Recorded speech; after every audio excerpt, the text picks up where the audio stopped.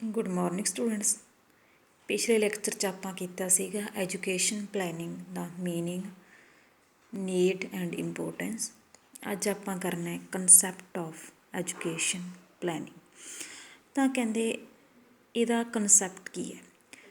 Future ਬਾਰੇ ਸੋਚਣਾ ਅਤੇ ਫਿਊਚਰ ਦੀਆਂ ਜਿਹੜੀਆਂ ਘਟਨਾਵਾਂ ਨੇ ਉਹਨਾਂ ਨੂੰ ਕੰਟਰੋਲ ਦੇ ਵਿੱਚ ਕਰਨ ਲਈ ਕੋਈ ਯੋਜਨਾ ਬਣਾਉਣੀ, ਕੋਈ ਪਲੈਨਿੰਗ ਕਰਨੀ, ਉਸ ਨੂੰ ਕਹਿੰਦੇ ਨੇ ਯੋਜਨਾਬੰਦੀ। ਤਾਂ ਹੀ ਜਿਹੜੇ ਸਾਡੇ ਆਬਜੈਕਟਿਵ ਨੇ, ਸਾਡੇ ਉਦੇਸ਼ ਨੇ, ਉਹ ਸਫਲਤਾਪੂਰਵਕ ਨੇਪਰੇ ਚੜ੍ਹਨਗੇ। ਤਾਂ ਇਹ ਜਿਹੜੀ ਸਿੱਖਿਅਕ ਯੋਜਨਾਬੰਦੀ ਆ ਉਹ ਦੋ ਤਰ੍ਹਾਂ ਦੀ ਆ।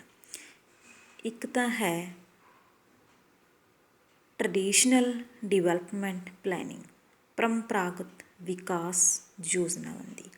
ਤਾਂ ਇਸ ਪਰਿਭਾਸ਼ਾ ਅਨੁਸਾਰ ਯੋਜਨਾਬੰਦੀ ਕੋਈ ਅਨੋਖੀ ਜਾਂ ਮਤਲਬ ਕਿ ਵੀ ਕੋਈ ਅਨੋਖੀ ਗੱਲ ਨਹੀਂ ਹੈ, ਕਿਉਂਕਿ ਜਿਹੜੀ ਯੋਜਨਾਬੰਦੀ ਹੈ ਉਹ ਮਨੁੱਖ ਕੀ ਹੈ, ਸ਼ੁਰੂ ਤੋਂ ਹੀ ਇੱਕ ਬੁੱਧੀਜੀਵੀ ਪ੍ਰਾਣੀ ਹੈ। ਤਾਂ ਉਸ ਦੇ ਅੰਦਰ ਇੱਕ ਚਿੰਤਨ ਸ਼ਕਤੀ ਹੈ। ਤਾਂ ਉਹ ਕੋਈ ਵੀ ਕੰਮ ਕਰਦਾ ਹੈ ਤਾਂ ਉਸ ਨੂੰ ਕਰਨ ਤੋਂ ਪਹਿਲਾਂ ਉਹ ਜਿਹੜੀ ਯੋਜਨਾ ਹੈ ਉਹ ਬਣਾਉਂਦਾ। ਪਰ ਰਸਮੀ ਤੌਰ 'ਤੇ ਇਸ ਯੋਜਨਾਬੰਦੀ ਦੀ ਜਿਹੜੀ ਸ਼ੁਰੂਆਤ ਹੈ ਉਹ 1917 ਦੇ ਵਿੱਚ ਸਾਮੰਤਵਾਦੀ ਜਿਹੜੀ ਕ੍ਰਾਂਤੀ ਆਈ ਸੀ ਉਸ ਤੋਂ ਹੋਇਆ ਹੈ।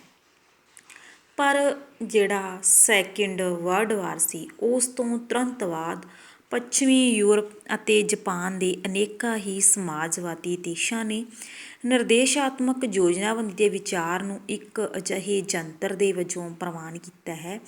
ਇਹ ਕਾਰਜ ਪ੍ਰਣਾਲੀ ਅਤੇ ਜਿਹੜੀ ਕਹਿੰਦੇ ਪ੍ਰਥਾ ਹੈ ਇਹ ਸਮਾਜਵਾਦੀ ਨਿਰਦੇਸ਼ਿਤ ਯੋਜਨਾਬੰਦੀ ਦੇ ਉਲਟ ਹੈ। ਤਾਂ ਜਿਹੜੀ ਇਹ ਪਰੰਪਰਾਗਤ ਸਿੱਖਿਅਕ ਯੋਜਨਾਬੰਦੀ ਹੈ, ਪਰੰਪਰਾਗਤ ਵਿਕਾਸ ਯੋਜਨਾਬੰਦੀ ਹੈ, ਉਸ ਦਾ ਜਿਹੜਾ ਮੇਨ ਮੋਟਿਵ ਸੀ ਉਹ ਕੀ ਸੀ? ਬਾਜ਼ਾਰ ਦੇ ਵਿੱਚ ਅਰਥ ਵਿਵਸਥਾ ਨੂੰ ਉਤਸ਼ਾਹਿਤ ਕਰਨਾ। ਤਾਂ ਇਸ ਤਰ੍ਹਾਂ ਇਹ ਇਸ ਨੂੰ ਕਰਨ ਦੇ ਲਈ ਇੱਕ ਜਿਹੜੇ ਸੁਚੱਜੇ ਯਤਨ ਹੈ ਉਹ ਕਰ ਰਹੀ ਸੀ। ਤਾਂ 1960 ਦੇ ਵਿੱਚ ਦੇ ਸ਼ੁਰੂ ਦੇ ਵਿੱਚ ਸਿੱਖਿਆ ਯੋਜਨਾਬੰਦੀ ਨੂੰ ਸੁਤੰਤਰ ਦੇਸ਼ਾਂ ਦੇ ਲਈ ਜ਼ਰੂਰੀ ਮੰਨਿਆ ਗਿਆ ਤਾਂ ਕਿ ਉਚਿਤ ਰੂਪ ਵਿੱਚ ਸੰਸਾਧਨਾਂ ਰਾਹੀਂ ਤੁਰੰਤ ਵਿਕਾਸ ਕੀਤਾ ਜਾਂ ਸਿਕਿਸ ਦੀਆਂ ਜਿਹੜੀਆਂ ਇਕਾਈਆਂ ਨੇ ਉਹਨਾਂ ਦੀ ਸਥਾਪਨਾ ਸਿੱਖਿਆ ਮੰਤਰਾਲੇ ਰਾਹੀਂ ਕੀਤੀ ਗਈ ਸੀ। ਪਰ ਮੁੱਖ ਰੂਪ ਦੇ ਵਿੱਚ ਇਹ ਬਾਹਰੀ ਕੁਸ਼ਲਤਾ 'ਤੇ ਨਿਰਭਰ ਸੀ। ਤਾਂ ਇਸ ਤਰ੍ਹਾਂ ਅਨੇਕਾਂ ਹੀ ਜਿਹੜੇ ਤੱਥ ਸੀ ਉਹਨਾਂ ਤੋਂ ਇਹੀ ਨਤੀਜਾ ਕੱਢਿਆ ਗਿਆ ਸੀ ਕਿ ਜਿਹੜੀ ਇਹ ਪਰੰਪਰਾਵਾਦੀ ਯੋਜਨਾ ਹੈ ਇਹ ਅਸਫਲ ਹੈ। ਜਿਹੜੀਆਂ ਪਹਿਲਾਂ 1970 ਦੇ ਦੌਰਾਨ ਜਾਰੀ ਕੀਤੀਆਂ ਗਈਆਂ ਸੀ ਅਤੇ 1980 ਦੇ ਵਿੱਚ ਬਹੁਤ ਹੀ ਮਜ਼ਬੂਤ ਅਤੇ ਸ਼ਕਤੀਸ਼ਾਲੀ ਹੋ ਗਈਆਂ। ਤਾਂ ਇਹ ਜਿਹੜੀ ਯੋਜਨਾ ਸੀ ਤਾਂ ਇਸ ਦੀ ਜਿਹੜੀ ਵਿਦਵਾਨਾਂ ਦੁਆਰਾ ਆਲੋਚਨਾ ਕੀਤੀ ਗਈ ਹੈ। ਪਹਿਲੀ ਆਲੋਚਨਾ ਤਾਂ ਇਹਦੀ ਇਹ ਕੀਤੀ ਗਈ ਹੈ ਕਿ ਜਿਹੜੀ ਇਹ ਪਰੰਪਰਾਗਤ ਜਿਹੜੀ ਯੋਜਨਾ ਹੈ ਉਸ ਦੇ ਵਿੱਚ ਕੀ ਹੈ, ਯੋਜਨਾ ਨਿਰਮਾਣ 'ਤੇ ਹੀ ਵੱਧ ਜ਼ੋਰ ਦਿੱਤਾ ਜਾਂਦਾ ਹੈ। ਭਾਵ ਕਿ ਕਾਰਜ ਕੁਸ਼ਲਤਾ ਦੇ ਉੱਤੇ ਜਿਹੜਾ ਜ਼ੋਰ ਯੋਜਨਾ ਦੀ ਕਾਰਜਵਿਧੀ ਪ੍ਰਧਾਨ ਜਿਹੜੀ ਨੀਤੀ ਹੈ ਉਸ ਨੂੰ ਧਿਆਨ ਦੇ ਵਿੱਚ ਨਹੀਂ ਰੱਖਿਆ ਜਾਂਦਾ। ਯੋਜਨਾਵਾਂ ਉਦਯੋਗ ਤੰਤਰ ਰਾਹੀਂ ਸਭ ਤੋਂ ਸੰਬੰਧੀ ਉੱਪਰ ਤੋਂ ਹੇਠਾਂ ਵੱਲ ਦੀ ਤਰ੍ਹਾਂ ਤਿਆਰ ਕੀਤੀਆਂ ਗਈਆਂ ਨੇ ਅਤੇ ਬਦਲਦੀਆਂ ਹੋਈਆਂ ਜਿਹੜੀਆਂ ਪਰਿਸਥਿਤੀਆਂ ਨੇ, ਬਦਲਦਾ ਹੋਇਆ ਜਿਹੜਾ ਵਾਤਾਵਰਨ ਹੈ ਉਹਨਾਂ ਦੇ ਵੱਲ ਬਿਲਕੁਲ ਵੀ ਧਿਆਨ ਨਹੀਂ ਦਿੱਤਾ ਜਾਂਦਾ। ਤਾਂ ਕਰਕੇ ਜਿਹੜੀ ਇਹ ਯੋਜਨਾ ਹੈ ਕਹਿੰਦੇ ਇਸ ਦਾ ਕੀ ਪ੍ਰਭਾਵ ਹੈ, ਇਹ ਇਸ ਤਰ੍ਹਾਂ ਕਿਉਂ ਹੈ? ਕਿਉਂਕਿ ਇਸ ਯੋਜਨਾ ਦਾ ਜਿਹੜਾ ਨਿਰਮਾਣ ਹੈ ਉਹ ਬੁੱਧੀਜੀਵੀਆਂ ਦੁਆਰਾ ਕੀਤਾ ਗਿਆ ਹੈ। ਤਾਂ ਉਹ ਕੀ, ਉਹਨਾਂ ਦੀਆਂ ਨੀਤੀਆਂ ਕੀ ਨੇ? ਕਠੋਰ ਨੇ ਅਤੇ ਜਾਂਤਰਿਕ ਸੁਭਾਅ ਦੀਆਂ ਨੇ। ਇਸ ਕਰਕੇ ਆਮ ਜਿਹੜਾ ਵਰਗ ਹੈ ਉਸ ਨੂੰ ਇਸ ਦਾ ਜਿਹੜਾ ਫਾਇਦਾ ਉਹ ਨਹੀਂ ਹੋਇਆ। ਤਾਂ 1970 ਦੇ ਵਿੱਚ ਦੇ ਮੱਧ ਦੇ ਵਿੱਚ ਅਤੇ 1980 ਦੇ ਦੌਰਾਨ ਲਚਕਤਾ ਦੀ ਜ਼ਰੂਰਤ ਅਤੇ ਨਿਰੰਤਰ ਅਨੁਕੂਲਨ ਬਹੁਤ ਹੀ ਸਪਸ਼ਟ ਤੌਰ 'ਤੇ ਪ੍ਰਤੱਖ ਹੋ ਗਿਆ। ਪਰ ਕੀ ਹੈ, ਇਹ ਸਮੇਂ ਦੀ ਮੰਗ ਸੀ ਕਿ ਇਸ ਦੇ ਵਿੱਚ ਬਦਲਾਵ ਕੀਤਾ ਜਾਵੇ। ਪਰ ਇਹ ਨੀਤੀ ਸੀ ਜਿਹੜੀ ਇਹ ਬਦਲਦੀਆਂ ਪਰਿਸਥਿਤੀਆਂ ਦੇ ਅਨੁਸਾਰ, ਬਦਲਦੇ ਸਮੇਂ ਦੇ ਅਨੁਸਾਰ ਬਦਲਣ ਦੀ ਜਿਹੜੀ ਸਮਰੱਥਾ ਹੈ ਉਹ ਨਹੀਂ ਰੱਖਦੀ ਸੀ। ਤਾਂ ਜਿਹੜੀ ਨੈਕਸਟ ਸੀ ਉਹ ਸੀਗੀ ਰਣਨੀਤਿਕ ਯੋਜਨਾਬੰਦੀ। ਰਣਨੀਤਿਕ ਯੋਜਨਾਬੰਦੀ ਦੀ ਉਤਪਤੀ ਸਿੱਖਿਅਕ ਯੋਜਨਾਬੰਦੀ ਵਿੱਚ ਇੱਕ ਨਵੀਨ ਧਾਰਨਾ ਦੇ ਰੂਪ ਦੇ ਵਿੱਚ ਹੋਈ, ਕਿਉਂਕਿ ਇਹ ਉਸ ਤੋਂ ਬਿਲਕੁਲ ਉਲਟ ਸੀ। ਜੋ ਕਮੀਆਂ ਪਰੰਪਰਾਗਤ ਜਿਹੜੀ ਯੋਜਨਾਬੰਦੀ ਸੀ ਉਹਦੇ ਵਿੱਚ ਸੀ, ਉਹ ਉਸ ਦੇ ਬਿਲਕੁਲ ਉਲਟ ਸੀ। ਉਹਨਾਂ ਕਮੀਆਂ ਨੂੰ ਦੂਰ ਕਰਨ ਦੀ ਕੋਸ਼ਿਸ਼ ਕੀਤੀ ਗਈ। ਰਣਨੀਤਿਕ ਯੋਜਨਾਬੰਦੀ ਕੇ ਸਮੂਹ ਦੇ ਸੰਸਥਾ ਦੇ ਸਮੂਹ ਕਾਰਜਾਂ ਅਤੇ ਪ੍ਰਾਪਤੀਆਂ ਵਿੱਚ ਸੁਧਾਰ ਕਰਨ ਵਾਲਾ ਇੱਕ ਪ੍ਰਬੰਧਕੀ ਯੰਤਰ ਹੈ, ਜਿਸ ਰਾਹੀਂ ਸੰਸਥਾ ਦੇ ਮੈਂਬਰ ਉਦੇਸ਼ ਪ੍ਰਾਪਤੀ ਤੱਕ ਜਿਹੜੇ ਯਤਨ ਕਰਦੇ ਰਹਿੰਦੇ ਨੇ ਜਦੋਂ ਤੱਕ ਉਹਨਾਂ ਦਾ ਜਿਹੜਾ ਮੇਨ ਆਬਜੈਕਟਿਵ ਹੈ ਉਹ ਪੂਰਾ ਨਹੀਂ ਹੋ ਜਾਂਦਾ। ਤਾਂ ਇਸ ਤਰ੍ਹਾਂ ਇਹ ਰਣਨੀਤਿਕ ਯੋਜਨਾਬੰਦੀ ਕਿਸੇ ਪੁਰਾਣੀ ਮਸ਼ੀਨੀ ਯੋਜਨਾ ਦੀ ਤਰ੍ਹਾਂ ਜਿਹੜੀ ਮਤਲਬ ਕਿ ਭਵਿੱਖ ਦੇ ਵਿੱਚ ਅਸੀਂ ਕੀ ਸਾਡੇ ਉਦੇਸ਼ ਕੀ ਨੇ, ਉਹਨਾਂ ਉਦੇਸ਼ਾਂ ਨੂੰ ਪ੍ਰਾਪਤ ਕਿਸ ਤਰ੍ਹਾਂ ਕਰਨਾ ਹੈ, ਉਸ ਤਰ੍ਹਾਂ ਦੀ ਨੀਤੀ ਹੈ ਜਿਹੜੀ ਇਸ ਦੇ ਵਿੱਚ ਬਣਾਈ ਜਾਂਦੀ ਸੀ। ਤਾਂ ਇਹ ਯੋਜਨਾਬੰਦੀ ਸੀ ਤਾਂ ਇੱਕ ਨਵੀਨ ਧਾਰਨਾ ਸੀ, ਤਾਂ ਅੱਗੇ ਇਸ ਦਾ ਕੁਛ ਜਿਹੜੀ ਡਿਫਰੈਂਸ ਹੈ ਉਹ ਕੀਤਾ ਗਿਆ। ਤਾਂ ਪਰੰਪਰਾਗਤ ਸਿੱਖਿਆ ਯੋਜਨਾਬੰਦੀ ਅਤੇ ਰਣਨੀਤਿਕ ਸਿੱਖਿਆ ਯੋਜਨਾ ਵਿੱਚ ਡਿਫਰੈਂਸ ਹੈ ਕਿ ਇਹ ਕੀ ਹੈ, ਭਵਿੱਖ ਨਿਵੇਸ਼ ਆਧਾਰਿਤ ਹੈ, ਇਹ ਨਤੀਜਾ ਆਧਾਰਿਤ ਹੈ, ਭਾਵ ਅਸੀਂ ਉਸ ਦਾ ਨਤੀਜਾ ਕਿਸ ਤਰ੍ਹਾਂ ਪ੍ਰਾਪਤ ਕਰਨਾ ਹੈ। ਲਕੀਰਾਂ ਰੇਖਾਵਾਂ ਯੋਜਨਾਬੰਦੀ ਇਸ ਵਿੱਚ ਜਾਂ ਮਤਲਬ ਕਿ ਇੱਕ ਵਾਰੀ ਯੋਜਨਾ ਬਣਾ ਦਿੱਤੀ ਜਾਂਦੀ ਸੀ, ਲਚਕਤਾ ਦੀ ਘਾਟ ਸੀ। ਇਹਦੇ ਵਿੱਚ ਕੀ ਹੈ, ਸਮੇਂ ਦੀ ਮੰਗ ਦੇ ਅਨੁਸਾਰ ਰਣਨੀਤਿਕ ਯੋਜਨਾ ਦੇ ਵਿੱਚ ਸੁਧਾਰ ਕੀਤਾ ਜਾਂਦਾ ਸੀ। ਇਹ ਉਦਯੋਗ ਤੰਤਰ ਸੀ, ਇਹ ਭਾਗੀਦਾਰੀ ਸੀ, ਇਹ ਸਥਿਰ ਸੀ। ਜੋ ਯੋਜਨਾ ਬਣ ਗਈ ਠੀਕ ਹੈ, ਪਰ ਇਸ ਦੇ ਵਿੱਚ ਕੀ ਹੈ, ਸਮੇਂ ਦੀ ਮੰਗ ਦੇ ਅਨੁਸਾਰ ਜਿਹੜੀ ਸੁਧਾਰ ਹੈ, ਸੁਝਾਅ ਹੈ ਉਹ ਕੀਤੇ ਗਏ।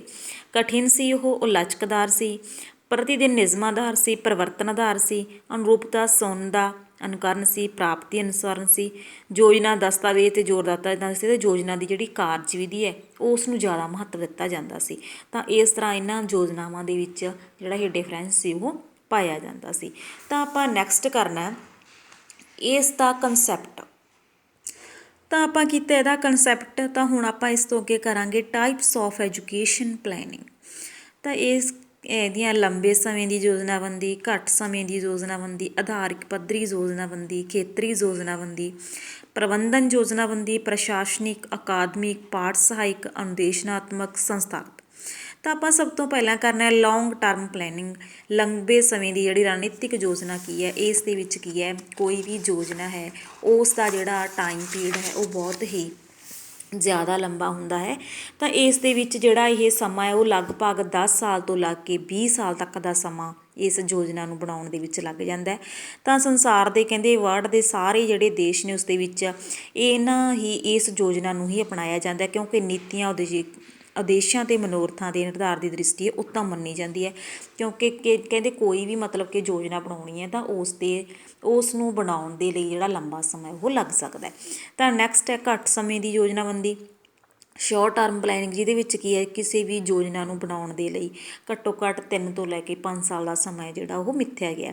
ਇਹਨਾਂ ਯੋਜਨਾਵਾਂ ਦਾ ਮੁੱਖ ਕੇਂਦਰ ਜਿਹੜੀਆਂ ਤਤਕਾਲੀ ਸਮੱਸਿਆਵਾਂ ਹੁੰਦੀਆਂ ਨੇ, ਜਿਹੜੀਆਂ ਕਰੰਟ ਮਤਲਬ ਕਿ ਸਮੱਸਿਆਵਾਂ ਪ੍ਰੋਬਲਮਸ ਨੇ ਉਹਨਾਂ ਦਾ ਉਸੇ ਟਾਈਮ ਸੋਲਿਊਸ਼ਨ ਕਰਨਾ ਉਹ ਇਸ ਵਿੱਚ ਸ਼ਾਮਲ ਕੀਤਾ ਜਾਂਦਾ। ਨੈਕਸਟ ਹੈ ਆਧਾਰਿਕ ਪੱਧਰੀ ਯੋਜਨਾਬੰਦੀ। ਇਸ ਦੇ ਵਿੱਚ ਕੀ ਹੈ, ਸਾਡੀਆਂ ਰਾਸ਼ਟਰੀ ਪੱਧਰ 'ਤੇ, ਬਲਾਕ ਪੱਧਰ 'ਤੇ, ਸੰਸਥਾ ਪੱਧਰ 'ਤੇ ਕੀਤੀਆਂ ਜਾਂਦੀਆਂ ਸਾਰੀਆਂ ਯੋਜਨਾਬੰਦੀਆਂ ਨੇ। ਜੇ ਉਹ ਨੈਸ਼ਨਲ ਪੱਧਰ 'ਤੇ ਗੱਲ ਕੀਤੀ ਗਈ ਹੈ ਤਾਂ ਉਸ ਦੇ ਵਿੱਚ ਨੈਸ਼ਨਲ ਲੈਵਲ ਦੀਆਂ ਜਿਹੜੀਆਂ ਨੀਤੀਆਂ ਉਦੇਸ਼ ਨੇ ਉਹਨੂੰ ਸ਼ਾਮਲ ਕੀਤਾ ਜਾਊਗਾ। ਸਥਾਨਕ ਪੱਧਰ 'ਤੇ ਹੋਊਗਾ ਤਾਂ ਉਸ ਦੇ ਵਿੱਚ ਛੋਟੇ ਲੈਵਲ ਦੀ ਗੱਲ ਕੀਤੀ ਜਾਊਗੀ। ਬਲਾਕ ਪੱਧਰ 'ਤੇ ਜਿਹੜੀਆਂ ਨੀਤੀਆਂ ਹੋਣਗੀਆਂ ਤਾਂ ਬਲਾਕ ਦੇ ਅਕੋਰਡਿੰਗ ਹੀ ਉਸ ਦੇ ਵਿੱਚ ਜਿਹੜੇ ਮਤਲਬ ਕਿ ਨੀਤੀਆਂ ਉਦੇਸ਼ ਨੇ ਜਿਹੜੇ ਉਹ ਬਣਾਏ ਜਾਣਗੇ। ਨੈਕਸਟ ਹੈ ਏਰੀਆ ਪਲੈਨਿੰਗ, ਖੇਤਰੀ ਯੋਜਨਾਬੰਦੀ। ਖੇਤਰੀ ਯੋਜਨਾਬੰਦੀ ਜ਼ਿਲ੍ਹਾ ਪੱਧਰੀ ਯੋਜਨਾਬੰਦੀ ਦੇ ਸਮਾਨ ਹੁੰਦੀ ਹੈ। ਉਹ ਆਧਾਰਿਕ ਯੋਜਨਾਬੰਦੀ ਅਤੇ ਹੇਠਲੀ ਯੋਜਨਾਬੰਦੀ ਦੇ ਉਲਟ ਹੁੰਦੀ ਹੈ। ਜ਼ਿਲ੍ਹਾ ਅਤੇ ਖੇਤਰੀ ਯੋਜਨਾਬੰਦੀ 'ਚ ਮੁੱਖ ਅੰਤਰ ਖੇਤਰ ਅਧਿਕਾਰ ਦਾ ਹੁੰਦਾ। ਜ਼ਿਲ੍ਹਾ ਪੱਧਰੀ ਯੋਜਨਾਬੰਦੀ ਦਾ ਪ੍ਰਮੁੱਖ ਜਿਹੜਾ ਕੇਂਦਰ ਹੈ ਉਹ ਜ਼ਿਲ੍ਹਾ ਹੈ। ਉਸ ਡਿਸਟ੍ਰਿਕਟ ਦੇ ਵਿੱਚ ਜੋ ਵੀ ਖੇਤਰੀ ਯੋਜਨਾਬੰਦੀ ਲਈ ਵੱਖਰਾ ਜਿਹੜਾ ਬਜਟ ਹੈ ਉਸ ਨੂੰ ਸ਼ਾਮਲ ਕੀਤਾ ਗਿਆ। ਸਥਾਨਕ ਅਧਿਕਾਰੀ ਨੂੰ ਉਸਦੇ ਸਮੂਹ ਕੰਮਕਾਜ ਦੀ ਜਿਹੜੀ ਜ਼ਿੰਮੇਵਾਰੀ ਦਿੱਤੀ ਜਾਂਦੀ ਹੈ। ਤਾਂ ਇਸ ਤਰ੍ਹਾਂ ਇਸ ਯੋਜਨਾਬੰਦੀ ਦੇ ਵਿੱਚ ਵਿਸ਼ੇਸ਼ ਜ਼ਿੰਮੇਵਾਰੀ ਕਿਸੇ ਵਿਸ਼ੇਸ਼ ਖੇਤਰ ਦੀ, ਭਾਵ ਕਿਸੇ ਵਿਸ਼ੇਸ਼ ਡਿਸਟ੍ਰਿਕਟ ਦੀ ਇਹਨਾਂ ਨੇ ਗੱਲ ਕੀਤੀ ਹੈ, ਉਸ ਨੂੰ ਇਹਦੇ ਸ਼ਾਮਲ ਕੀਤਾ ਜਾਂਦਾ। ਤਾਂ ਨੈਕਸਟ ਹੈ ਪ੍ਰਬੰਧਨ ਯੋਜਨਾਬੰਦੀ। ਇਸ ਦਾ ਸੰਬੰਧ ਨਿਰਧਾਰਿਤ ਯੋਜਨਾ ਨਿਰਣੇ ਦੇ ਸਮੂਹ ਦੀ ਗਤੀਵਿਧੀਆਂ ਨਾਲ ਹੁੰਦਾ ਹੈ। ਇਸ ਦਾ ਸੰਬੰਧ ਪ੍ਰਭਾਵੀ ਅਤੇ ਕੁਸ਼ਲ ਉਦੇਸ਼ਾਂ ਨੂੰ ਪ੍ਰਾਪਤ ਕਰਨ ਦੇ ਨਾਲ ਹੁੰਦਾ ਹੈ। ਤਾਂ ਇਸ ਦਾ ਉਪਯੋਗ ਹੈ ਜਿਹੜਾ ਉਹ ਲੰਬੇ ਅਤੇ ਘੱਟ ਦੋਨਾਂ ਸਮਿਆਂ ਦੇ ਵਿੱਚ ਕੀਤਾ ਜਾਂਦਾ ਹੈ। ਤਾਂ ਇਹ ਯੋਜਨਾ ਹੈ ਜਿਹੜੀ ਇਸ ਦੀ ਸਫਲਤਾ ਅਤੇ ਪ੍ਰਭਾਵਸ਼ਾਲੀ ਹੈ ਜਿਹੜੀ ਮੂਲ ਰੂਪ ਦੇ ਵਿੱਚ ਉਸ ਦਾ ਪ੍ਰਬੰਧ ਹੈ ਜਿਹੜਾ ਉਹ ਕਿਸ ਤਰੀਕੇ ਨਾਲ ਹੋ ਰਿਹਾ ਉਸ 'ਤੇ ਹੀ ਨਿਰਭਰ ਕਰਦਾ ਹੈ। ਨੈਕਸਟ ਹੈ ਪ੍ਰਸ਼ਾਸਨਿਕ ਯੋਜਨਾਬੰਦੀ। ਤਾਂ ਇਸ ਤਰ੍ਹਾਂ ਦੀ ਯੋਜਨਾਬੰਦੀ ਪ੍ਰਸ਼ਾਸਨਿਕ ਪਰਿਪੇਖ ਤੋਂ ਦੇਖੀ ਜਾਂਦੀ ਹੈ। ਸਿੱਖਿਆ ਖੇਤਰ ਦੇ ਵਿੱਚ ਪ੍ਰਸ਼ਾਸਨਿਕ ਯੋਜਨਾਵਾਂ ਦਾ ਸੰਬੰਧ ਕਿ ਸਿੱਖਿਆ ਦੇ ਵਿਭਿੰਨ ਪੱਧਰਾਂ ਨੂੰ ਜ਼ਿੰਮੇਵਾਰੀ ਅਤੇ ਕਰਤੱਵਾਂ ਦੀ ਵੰਡ ਨਾਲ ਹੁੰਦਾ ਹੈ। ਭਾਵ ਕਿ ਸਿੱਖਿਆ ਦੇ ਖੇਤਰ ਦੇ ਵਿੱਚ ਯੋਜਨਾਬੰਦੀ ਹੈ ਉਸ ਦਾ ਕਿਸ ਤਰੀਕੇ ਨਾਲ ਉਸ ਦੀ ਵਰਗ ਵੰਡ ਕਰਨੀ ਹੈ। ਜਿਵੇਂ ਕੀਤਾ ਹੈ ਕਿ ਇਸ ਤਰ੍ਹਾਂ ਯੋਜਨਾ ਸਿੱਖਿਆ ਦੇ ਵਿਭਿੰਨ ਪੱਧਰ ਜਿਵੇਂ primary, middle, higher secondary, technical and vocational ਜਿਹੜਾ ਪੱਧਰ ਹੈ ਉਸ ਦੇ ਆਧਾਰ 'ਤੇ ਅਲੱਗ-ਅਲੱਗ ਜਿਹੜੇ ਲੈਵਲ ਨੇ, ਜਿਹੜੇ ਅਲੱਗ-ਅਲੱਗ ਜਿਹੜਾ ਵਰਗ ਵੰਡ ਹੈ ਉਹ ਕੀਤੀ ਜਾਂਦੀ ਹੈ। ਤਾਂ ਨੈਕਸਟ ਹੈ ਅਕੈਡਮਿਕ ਪਲੈਨਿੰਗ। ਇਹ ਯੋਜਨਾਬੰਦੀ ਸਿੱਖਿਆ ਦੇ ਪੱਧਰ 'ਤੇ ਵੀ ਹੋ ਸਕਦੀ ਹੈ, ਜਿਹੜੀ ਪਾਠਕ੍ਰਮ ਦੀ ਅਕਾਦਮਿਕ ਕਾਰਜ ਸੰਪਾਦਨ ਨਾਲ ਸੰਬੰਧਿਤ ਹੁੰਦੀ ਹੈ। ਭਾਵ ਕਿ ਨਿਰਧਾਰਤ ਜਿਹੜਾ ਪਾਠਕ੍ਰਮ ਹੈ ਉਸ ਦੇ ਵਿੱਚ ਕੀ ਵਿਸ਼ਾ ਵਸਤੂ ਹੈ, ਉਸ ਦਾ ਜਿਹੜਾ ਇਵੈਲੂਏਸ਼ਨ ਹੈ, ਉਸ ਸਿਲੇਬਸ ਨੂੰ ਕਰਾਉਣ ਦੀ ਜਿਹੜੀ ਪਲੈਨਿੰਗ ਹੈ, ਉਸ ਦੇ ਵਿੱਚ ਉਸ ਵਿਸ਼ੇ ਨਾਲ ਸੰਬੰਧਿਤ ਲਾਇਬ੍ਰੇਰੀ ਦੇ ਵਿੱਚ ਕਿਸ ਤਰ੍ਹਾਂ ਦੀ ਜਿਹੜੀ ਸਹਾਇਕ ਸਮੱਗਰੀ ਹੈ ਉਹ ਸ਼ਾਮਲ ਕੀਤੀ ਗਈ ਹੈ। ਤਾਂ ਉਸ ਦਾ ਇੱਕ ਵਿਸ਼ੇਸ਼ ਜਿਹੜੇ ਬੱਚੇ ਨੇ ਉਹਨਾਂ ਦੀਆਂ ਲੋੜਾਂ ਨੂੰ ਮੁੱਖ ਰੱਖ ਕੇ ਉਸ ਸਿਲੇਬਸ ਦੇ ਵਿੱਚ ਕੀ ਸ਼ਾਮਲ ਕੀਤਾ ਜਾਂਦਾ ਉਹ ਸਾਰਾ ਕੁਝ ਇਸ ਦੇ ਵਿੱਚ ਸ਼ਾਮਲ ਹੈ। ਨੈਕਸਟ ਹੈ ਕੋ ਕਰਿਕੂਲਰ ਐਕਟੀਵਿਟੀ। ਤਾਂ ਆਪਾਂ ਪਹਿਲਾਂ ਵੀ ਗੱਲ ਕੀਤੀ ਸੀ ਕਿ ਕੋ ਕਰਿਕੂਲਰ ਐਕਟੀਵਿਟੀ ਉਹ ਹੁੰਦੀ ਹੈ ਜਿਸ ਦੇ ਵਿੱਚ ਬੱਚੇ ਦੀ ਆਲ ਰਾਊਂਡ ਜਿਹੜੀ ਡਿਵੈਲਪਮੈਂਟ ਹੁੰਦੀ ਹੈ। ਤਾਂ ਇਸ ਯੋਜਨਾ ਦੇ ਵਿੱਚ ਕੀ ਹੁੰਦਾ ਹੈ ਕਿ ਬੱਚੇ ਨੂੰ ਪੜ੍ਹਨ ਤੋਂ ਇਲਾਵਾ ਕੋਈ ਸਪੋਰਟਸ ਐਕਟੀਵਿਟੀ, ਕੋਈ ਕਲਚਰਲ ਐਕਟੀਵਿਟੀ, ਤਾਂ ਅਨੇਕਾਂ ਤਰ੍ਹਾਂ ਦੀਆਂ ਕੋਈ ਸੋਸ਼ਲ ਐਕਟੀਵਿਟੀ, ਅਨੇਕਾਂ ਤਰ੍ਹਾਂ ਦੀਆਂ ਐਕਟੀਵਿਟੀਆਂ ਨੇ ਇਹਦੇ ਵਿੱਚ ਸ਼ਾਮਲ ਕੀਤੀਆਂ ਜਾਂਦੀਆਂ ਨੇ ਇਸ ਯੋਜਨਾ ਦੇ ਅੰਡਰ। ਨੈਕਸਟ ਹੈ ਅਨੁਦੇਸ਼ਾਤਮਕ ਯੋਜਨਾਬੰਦੀ। ਇਹ ਯੋਜਨਾਬੰਦੀ ਸੂਖਮ ਪੱਧਰ ਦੀ ਯੋਜਨਾ ਹੈ। ਇਹ ਕਲਾਸ ਦੀਆਂ ਸਥਿਤੀਆਂ ਨਾਲ ਸੰਬੰਧਿਤ ਹੁੰਦੀ ਹੈ, ਜਿਵੇਂ ਕਿ ਕਿਸੇ ਵਿਸ਼ੇਸ਼ ਵਿਸ਼ੇ ਦੇ ਵਿਸ਼ੇਸ਼ ਪ੍ਰਕਰਨ ਨਾਲ। ਭਾਵ ਕਿ ਉਸ ਵਿਸ਼ੇਸ਼ ਵਿਸ਼ੇ, ਉਸ ਵਿਸ਼ੇਸ਼ ਸਬਜੈਕਟ ਦੇ ਨਾਲ ਸੰਬੰਧਿਤ ਵਿਦਿਆਰਥੀਆਂ ਦੀਆਂ ਕੀ ਲੋੜਾਂ ਨੇ, ਉਸ ਵਿਸ਼ੇਸ਼ ਸਬਜੈਕਟ ਦੇ ਅੰਡਰ ਕਿਸ ਤਰ੍ਹਾਂ ਦਾ ਅਧਿਐਨ ਹੈ ਜਿਹੜਾ ਉਹ ਵਿਦਿਆਰਥੀਆਂ ਦਾ ਕੀਤਾ ਜਾਂਦਾ ਹੈ, ਵਿਦਿਆਰਥੀਆਂ ਨੂੰ ਕਰਵਾਇਆ ਜਾਂਦਾ ਹੈ, ਅਤੇ ਉਹਨਾਂ ਦੀਆਂ ਲੋੜਾਂ ਨੂੰ ਕਿਸ ਤਰ੍ਹਾਂ ਮੁੱਖ ਰੱਖਿਆ ਜਾਂਦਾ ਤਾਂ ਉਹ ਇਸ ਦੇ ਵਿੱਚ ਸ਼ਾਮਲ ਕੀਤਾ ਜਾਂਦਾ ਹੈ। ਅਤੇ ਉਸ ਦੇ ਆਧਾਰ 'ਤੇ ਹੀ ਵਿਦਿਆਰਥੀ ਦੀ ਜਿਹੜੀ ਇਵੈਲੂਏਸ਼ਨ ਹੈ ਉਹ ਕੀਤੀ ਜਾਂਦੀ ਹੈ ਤਾਂ ਕਿ ਸਿੱਖਿਅਕ ਪ੍ਰਾਪਤੀ ਦੇ ਵਿੱਚ ਵਿਦਿਆਰਥੀ ਲਈ ਸਹਾਇਕ ਹੋ ਸਕੇ। ਨੈਕਸਟ ਹੈ ਇੰਸਟੀਟਿਊਸ਼ਨਲ ਪਲੈਨਿੰਗ। ਕਿਸੇ ਇੰਸਟੀਚਿਊਟ ਦੀ ਜਿਹੜੀ ਪਲੈਨਿੰਗ ਹੈ ਉਸ ਦਾ ਸਿੱਖਿਆ ਦੇ ਪੱਧਰ ਦੇ ਵਿੱਚ ਇੱਕ ਮਹੱਤਵਪੂਰਨ ਰੋਲ ਹੈ।